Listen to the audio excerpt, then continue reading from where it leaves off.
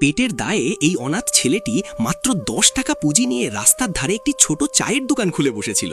ছেলেটি সারা দিন মন খারাপ করে ক্রেতার অপেক্ষায় বসে থাকতো, কিন্তু কোনো গাড়িই সেখানে থামতো না। তবুও সে হাল ছাড়েনি। ক্রেতা না থাকলেও সে মাঝে মাঝে চা বানানোর অভিনয় করে নিজেকে সান্ত্বনা দিত।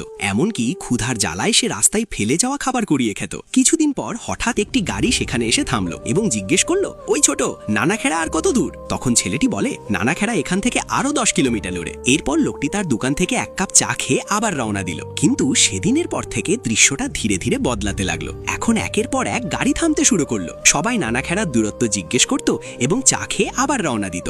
এতে করে ছেলেটির আয়ও বাড়তে থাকলো। একদিন এক লোক ছেলেটিকে যখন জিজ্ঞেস করে, আচ্ছা, নানাখেড়া আসলে কত দূর? ছেলেটি বলে, এখান থেকে আরো 10 কিলো। তখন লোকটি জানায়, সামনের মাইলস্টোনে তো লেখা আছে নানাখেড়া মাত্র 1 কিলোমিটার। ছেলেটি অবাক হয়ে দৌড়ে গেল মাইলস্টোনের কাছে, কারণ সে জানতো নানাখেড়া এখান থেকে 10 কিলোমিটার দূরে। কিন্তু গিয়ে দেখলো সেখানে পরিষ্কার লেখা 1 কিলোমিটার। আসলে একদিন রাতে দুজন মাতাল সেখানে এসে মাইলস্টোন থেকে একটি শূন্য মুছে দিয়েছিল, যার ফলে মানুষ বিভ্রান্ত হয়ে ছেলেটির দোকানের সামনে এসে দাঁড়াতো।